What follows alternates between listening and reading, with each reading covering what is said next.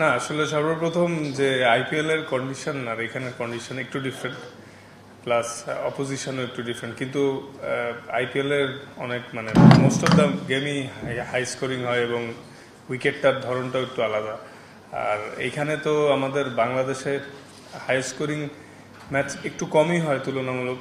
At the same time যদিও Zimbabwe, কিন্তু দেখেন আসলে ইন্টারন্যাশনাল সিরিজ আমরা যারাই খেলতেছি আমি শিওর যে প্রত্যেকেই 100% দিয়ে চেষ্টা করেই ম্যাচগুলো জিতার চেষ্টা করতেছে। হ্যাঁ, হয়তো কম্পারেটিভলি একটু হয়তো মানে আইপিএল এর তুলনায় এরা উইকার, কিন্তু তাও মানে আমাদের আসলে ভালো ক্রিকেট খেলেই জিততে হচ্ছে। না আসলে ফেক কনফিডেন্স না, আসলে ভালো করতে পারলে তো যে কোনোখানেই কনফিডেন্স বুস্ট আপ হয়।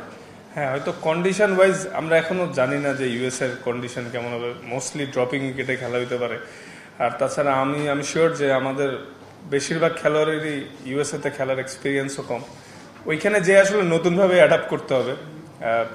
যদি মানে এখন মানে যেহেতু আমরা বাংলাদেশেই খেলি এবং খেলতেও হবে, তো কন্ডিশন তো আমরা চেঞ্জ করতে পারবো না। তো যদি আর একটু স্পোর্টিং কন্ডিশন হইতো বা তাহলে হয়তো আর একটু বেটার হইতো, কিন্তু স্টিল আমাদের অনেক কিন্তু ভালো ক্রিকেট খেলতে হচ্ছে। আর আরেকটা জিনিস যেটা, যখন ইউএসএ তে যাবো তখন কিন্তু পুরোটাই নতুনভাবে কন্ডিশন অ্যাডাপ্ট করতে হবে। এবং একটা ভালো সাইড যে আমরা ইউএসএর সাথে 3টা ম্যাচ খেলবো ওইখানে একটু আর্লি অ্যাডজাস্টমেন্টের হেল্প পাওয়া যেতে পারে। আসলে ভাই এটা টোটালি ডিপেন্ড করতেছে কন্ডিশনের ওপর। কিছু উইকেটে হয়তো 4 ওভারে 40-এর মধ্যে রাখলে ভালো, কিছু উইকেটে 30। আর এনি কন্ডিশনেই এখন যে ক্রিকেট, স্পেশালি যারা পাওয়ার প্লে এবং ডেতে বল করে, যদি 4 ওভারে 30-এর মধ্যে রাখা যায় যে কোনো কন্ডিশনেই ভালো বলেন টি-20-তে। কিন্তু আসলে ডিপেন্ড করতেছে কন্ডিশনের ওপর যে কি উইকেটে খেলা হচ্ছে। এখন আইপিএলে যেরকম বেশিরভাগ ম্যাচে খেলা হয়, ওখানে 4 ওভারে 40-এ রাখা মানে অনেক ভালো বলে। তো আসলে ডিপেন্ড করবে কি কন্ডিশনে খেলা হচ্ছে। আসলে লাস্ট ওয়ার্ল্ড কাপ যখন খেললাম তখন আমার সোরনেস অনেক বিল্ড হয়েছিল, এবং পরে কিন্তু ওয়ার্ল্ড কাপের পরে প্রায় 2.5 মাস আমি রিহ্যাব করেছি, দেন বিপিএল দিয়ে স্টার্ট করছি। তো বিপিএল এর আর্লিতে একটু রিদম নিয়ে স্ট্রাগলও করছিলাম, পরে শেষের দিকে একটু বেটার হয়েছে, শ্রীলঙ্কা সিরিজ আর একটু বেটার হয়েছে। স্পেশালি যারা ফাস্ট বোলার ওদের জন্য রিদমটা একটা fact. At the same time ভালো ট্রেনিং তো করতেছি, তো আল্লাহর রহমত যে রিদম বেটার হচ্ছে। তো নিজে তো সবসময় চেষ্টাই করতেছি, যেহেতু আমি ফাস্ট বোলার, আমার যাতে মানে নট অনলি ভ্যারিয়েশনের সাথে যাতে পেসটাও ঠিক থাকে। তো আমার কাছে তো টিম এক্সপেক্ট করবে আমি হাই পেসে বল করি। তো ইটস অল অ্যাবাউট রিদম। হ্যাঁ, ভালো হচ্ছে আল্লাহর মতে, আই হোপ সামনে আরো ভালো হবে। না, আমাদের মেন লক্ষ্য তো ওয়ার্ল্ড কাপ কেন্দ্রিকই। হ্যাঁ, এখন আসলে দেখেন আমরা যারা প্লেয়াররা আছি, আমাদের কাজ কিন্তু যেখানেই খেলতে নামি সর্বোচ্চ দিয়ে ভালো খেলার চেষ্টা করা। তো অনেক কিছু আমাদের কন্ট্রোলে নাই, কন্ডিশন, অপোজিশন, কার সাথে খেলতেছি, কখন খেলতেছি। তো আমরা যারা প্লেয়ার যখনই যেখানে খেলতে নামি সেটা দিই, ইভেন বিপিএলও যখন খেলতে নামি ভালো খেলারই চেষ্টা করি। মেন লক্ষ্য তো ওয়ার্ল্ড কাপ কেন্দ্রিক। সবাই মানে টিম ওয়াইজ এবং যে যার জায়গা থেকে যদি 5-10% ইম্প্রুভমেন্ট নিয়ে ওয়ার্ল্ড কাপে ঢুকতে পারি, ভালো ক্রিকেট খেলতে পারবো এবং আমাদের স্টার্টটা অনেক ইম্পর্টেন্ট হবে। তো আসলে যতই কথা হচ্ছে জিম্বাবুয়ে নিয়ে, আবার যদি একটা ম্যাচ হেরে যাই তখন কিন্তু আবার অন্যরকম কথা হবে যে জিম্বাবুয়ের সাথে হারছে। জিতলে ক্রেডিটটা কম পাই আমরা ছোট টিমের সাথে খেললে, কিন্তু হারলে কিন্তু সবাই বলবে জিম্বাবুয়ের সাথে হেরে গেছে। তো মানে আনফর্চুনেটলি আমাদের অনেক রকম কথাই শুনতে হয়, কিন্তু যখন খেলতে নামি যেই অপোজিশন হোক সেটা দিয়ে চেষ্টা করি। হ্যাঁ, সামটাইমস ভালো হয়, খারাপ হয়, কিন্তু এই ইমপ্রুভমেন্টের ধারাটা রেখে সবাই খেলার চেষ্টা করি এবং সবার মধ্যে এটাই লক্ষ্য যে ওয়ার্ল্ড কাপে কিভাবে ভালো করা যায়, এই লক্ষ্য নিয়ে আগাচ্ছি, ট্রেনিং করতেছি সবাই।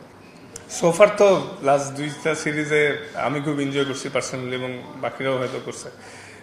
তো ও ইমপ্রুভ করতেছে, আর ওর মধ্যে ওই লিডারশিপ জিনিসটাও আছে। আর তাছাড়া তার থেকে বড় জিনিস, এখন একটা জিনিস ভালো যে টিমের কালচার খুব ভালো আছে এবং সবাই চেষ্টা করতেছে যে কিভাবে সবাই 5% দিয়ে on the field, of the field better involvement রেখে একটু ভালো করা যায়। যেহেতু আমরা ওয়েস্ট ইন্ডিজ, অস্ট্রেলিয়া বা অনেকের তুলনায় হয়তো কিছুটা জেনেটিকলি পাওয়ার আমাদের কম, পাওয়ার ক্রিকেট যেহেতু টি-20, সেক্ষেত্রে কিভাবে আমরা আরো গ্যাপগুলো ইউজ করতে পারি বা রান আর একটু বেশি করা যায়, ওইভাবে চিন্তা করে বোলিং আর একটু ভালো করা যায় কেমনে, ডেতে আর একটু ভালো করা যায় কেমনে, সবাই আমরা ইমপ্রুভমেন্ট করার ট্রাই করতেছি। কারণ আমাদের টিমের সবারই কিন্তু স্কিল ওয়াইজ এবং প্লেয়ার ওয়াইজ আমাদের মার্জিন সবারই 19-20, কেউ 15-20 নাই। সো এই জন্য আমাদের যে জিনিসটা ইম্পর্টেন্ট যে as a team wise better cricket খেলা, ওইটাই চেষ্টা যে কিভাবে করে সবাই সবার জায়গা থেকে একটু ইমপ্রুভ করতে পারে। আর শান্ত অনেক হেল্প করতে না, দেখেন না, আল্লাহর রহমতে এবার আইপিএল অনেক ভালো করছে মোস্তাফিজ।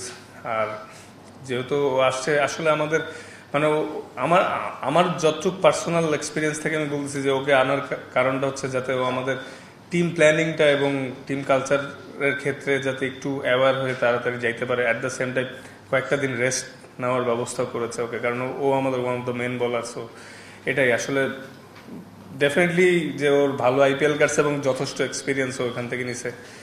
আর ইনশাল্লাহ আমরা যদি সবাই ফ্রেশ থাকি, ফিট থাকি, ভালো রিদমে থাকি, ভালো কিছু হবে বোলিং সাইড থেকে। এটা খুবই ভালো সাইন যে বাংলাদেশে মাশাআল্লাহ আগের তুলনায় অনেক ফাস্ট বোলাররা আসতেছে এবং এটা এটা একটা ডেফিনেটলি বাড়তি অনুপ্রেরণা দেয় ডোমেস্টিকে, যে যখন আমরা ন্যাশনাল টিমে ফাস্ট বোলাররা একটু কনসিস্টেন্ট হয়েছি, আগের থেকে ভালো পারফরমেন্স করায়।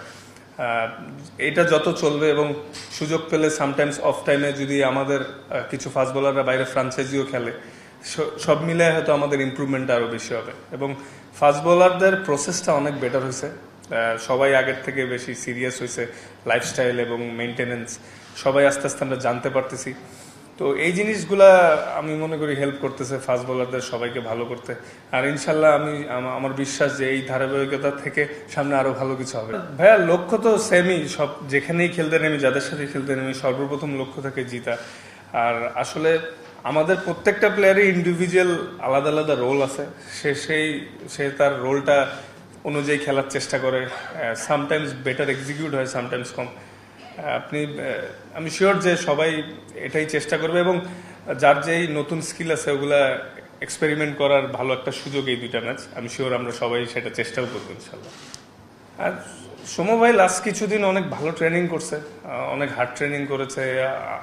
আমি যতটুকু দেখে বুঝলাম সে তো খেলার জন্য ফিট, এবং ফিট দেখেই হয়তো দলেও আছে। কারণ প্রত্যেকটা সিলেকশনের আগে আমি শিওর যে ফিজিও ট্রেনার এবং মেডিকেল টিম সব প্লেয়ারদের বিষয়ে ফিডব্যাক দেয় সে কতটুকু ফিট আছে। আর খেলবে কি খেলবে না এটা তো আসলে ম্যানেজমেন্ট বেটার বলতে পারবে, বাট আমি শিওর যে সে ফিট আছে। আসলে ব্যাটিং বা বোলিং যেদিনই খারাপ হয়, বাইরের ফ্যান্স বা বাইরের যারাই আছেন সবার থেকে বেশি ডিসঅ্যাপয়েন্টেড কিন্তু আমরাই সবার আগে, কারণ দিন শেষে আমাদেরই খেলতে হয়। এবং আমরা কিন্তু কনসিস্টেন্টলি কাজ করেই যাচ্ছি কিভাবে আমাদের ব্যাটিং বা বোলিং আরো ইমপ্রুভ করা যায়।